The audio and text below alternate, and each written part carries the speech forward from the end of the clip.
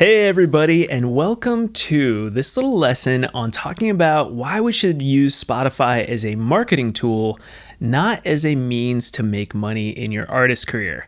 So this video is meant to sort of stir up the pot a little bit, and if you're listening to our podcast, it's all about rethinking how streaming fits into your music career from like a business model perspective. So if you're interested in seeing how you can use Spotify to find more fans, to gain more fans, and eventually gain fans and find your perfect fans when you sleep, then stick around. I'm going to show you how to do that. Before we jump in, I want to let you know that I do have a free single release checklist. This will go through a 6-week process to release your songs and not miss any important steps along the way, and make sure that ultimately you are growing your music career and making more fans. So if you're interested in downloading that free checklist, you can just go to elevatedmusic.co/checklist. That's elevatedmusic.co/checklist. All right, let's dive into this lesson on how to use Spotify as a marketing tool. So to understand this, we first have to think about how Spotify makes money. And there are really only two ways that Spotify makes money. First, it's if a music fan is listening on the free version and is being fed as many ads as possible to earn money off that music fan. So the idea there is that Spotify wants this person to listen on Spotify as long as possible so they can be fed tons of ads. The second way is if this is a music fan that is subscribed to Spotify at their monthly rate, and then they just want to make sure that this music fan is just having the most enjoyable, pleasant experience on their platform so that they don't end up jumping ship and canceling their subscription because somehow Spotify got annoying or they didn't like it, or for any number of reasons. For both of these reasons, this is good for us as artists and musicians because Spotify wants our music to succeed. They want our music to reach the ideal listener and make them want to listen to more of our songs. If we can find our ideal fans, then Spotify is going to be able to pitch them more and more music, keeping them on the platform and making the experience more enjoyable for them. So the next question is, how do we get Spotify to reach our ideal fans? Now, the number one way, the one thing every single artist should be doing regardless, is releasing music more regularly. I get a ton of pushback on this all the time with people saying, no, it's all about the art. It's all about releasing albums. I don't want to release singles. And I totally get it. I'm right there with you. I grew up as a millennial listening to full-length albums, and I'm all about the beauty of the artistic expression of an album. But at the same time, using this crazy new technology that we have with what I call the Spotify monster is that we can use it for our benefit to find new fans. And one of the best ways to do that is to just simply put out music regularly. I personally recommend 6 weeks if you can, doing a new song every 6 weeks, but even doing a new song every 2 months to 3 months is still going to be better than just one album per year. Another way that you can get your music to be heard and kind of injected into the Spotify monster algorithm is by reaching out to user curated playlists. Now, I've talked about this in the past, so I'm not going to go super in depth into it, but basically you can reach out to individual playlists and either ask them to be put on their playlist, or you can even pay them usually something like $10 to $20 and they'll review your song and possibly put it on their playlist. Now, this is a tricky game because you got to watch out for potential bots. A lot of playlists will have tons of streams coming from countries that have a lot of bot traffic, meaning these aren't your ideal music fans, and it can skew the whole Spotify monster algorithm not in your favor because Spotify won't know who your ideal fans are because they're just robots. So just be careful with that when you're reaching out to playlists. Again, that's a whole nother topic, but I just wanted to mention it.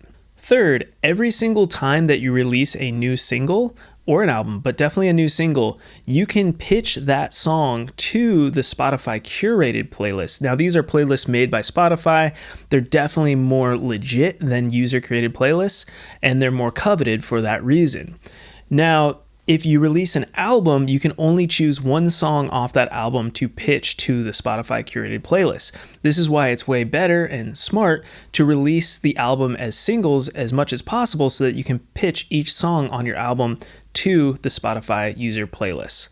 Now, this is just a lottery. There's no guarantee that you're going to get or a Spotify curated playlist, but it's worth doing anyways. Lastly, this might be the best way to get a quick injection of ideal fans into your Spotify monster, and that is paying for ads on something like Instagram or Facebook, which then would send your ideal fans that you've already targeted on Instagram and Facebook through the ads to Spotify to then listen to your music. What this does is it takes a person that you have already vetted using Facebook's algorithm to find your ideal fan, and then it sends them to Spotify. So Spotify will say, hey, this person who is an ideal fan from Facebook or Instagram likes listening to this person's music. Let's send more listeners like that person to their Spotify to get them to like, enjoy, and listen longer on Spotify. So it's kind of crazy and complicated, but the ideal ultimately is to get Spotify to realize you have genuine fans who are listening to your music, and Spotify will then recognize who those fans are and send more people like them to your music. So this leads me to my next point, which is number 3, feed the Spotify monster. So the Spotify monster loves information. Like I said before, it's all about tagging and trying to figure out who is an ideal music fan for an ideal song. So Spotify is simply only trying to pair music fans with music. So if they can do that successfully, then they're doing their job perfectly, because again, remember, it leads to better subscription rates and also more paid ads. So Spotify is happy. You're happy because your music is being paired with ideal music fans. So that's also a win-win in the long run. This is what I call the Spotify marketing snowball. So it's like any snowball, it's really hard to get it going, but once it starts to grow and go down the hill, it'll just start growing on its own and it'll have momentum. And eventually you'll get to a point where you won't feel like you need to put as much effort and money into growing your Spotify marketing snowball. Spotify will take over and just start sending fans to your music because it knows that it's going to make money off of sending fans to your music. It's really important to keep all this in perspective of Spotify is a business, you're a business, and it's a business-to-business relationship where ideally it's a symbiotic relationship where both parties are benefiting. So to that point, it's important to remember though that when you're starting out, Spotify has way more leverage than you do.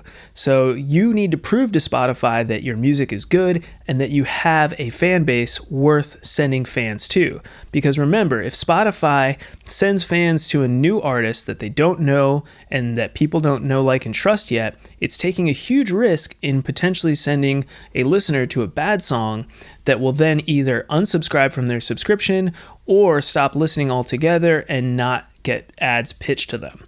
So Spotify is all about making sure people are happy.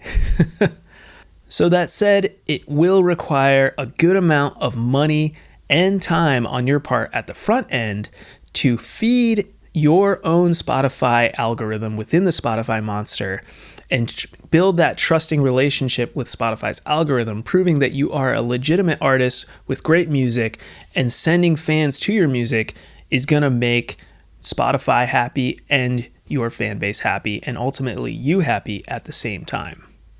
So how should Spotify fit into your music career then? If it's not about getting tons and tons of pennies stacked up to hopefully make enough money to pay your next mortgage bill or your rent bill, then what is it about? Spotify really is all about, in my personal opinion, that marketing machine. Because if you can get Spotify to start finding perfect fans for you, suddenly it flips in your favor. Suddenly Spotify is actually growing your fan base without you necessarily even having to pay them anymore.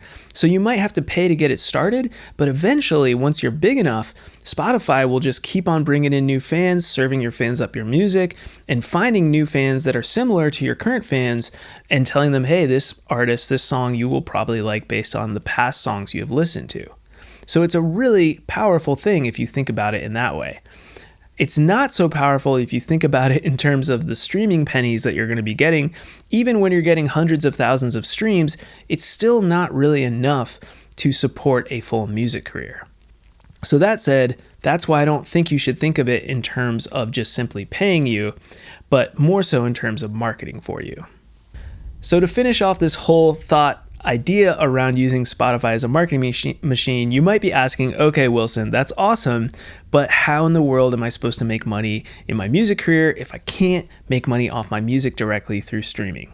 And that's a valid point. We grew up in this idea that you sold CDs and people paid $20 for a CD at places like Sam Goody. This is definitely dating myself, but those days are just over, and it's not going to be easy to sell your music moving forward. That said, you can still sell CDs at shows, you can sell vinyl, you can sell merchandise. That is a great way to still make money in your music career. I would say the number one way to make money quick and easy in your music career is to start gigging locally in your community and building up a fan base there. Then once you've done that and succeeded in that way, I would start to do small tours and get used to how you can tour and still earn a profit without losing money. Next, the other way you can make money is by selling your merchandise online. It takes a little bit of know-how, a little bit of tech skill, but Indiepreneur.io is a great resource if you're interested in learning how to sell your music and merch online while making money off of it. And lastly, this is probably the most unpopular opinion, but if you look at your music career as a 5 to 10 year marathon that you're going to run to where you're going to be a full-time musician making a good living, then starting out by having either a full or part-time job is not a bad idea, as you're trying to feed money into the Spotify marketing snowball that I was talking about, using ads or paying for playlist curation. All right, that was kind of a lot. I hope this has planted some new seeds, kind of shifted your perspective on the evil streaming company as to possibly being an asset if you just switch the way you look at it. If you guys have found this helpful, then definitely check out that free single release checklist. You can get it at elevatedmusic.co/checklist. That's elevatedmusic.co/checklist. I am a music producer here in Nashville as well, so if you are in need of a producer to record or produce your next song, reach out to me at elevatedmusic.co. I would love to see if we're a good fit for your next single or album.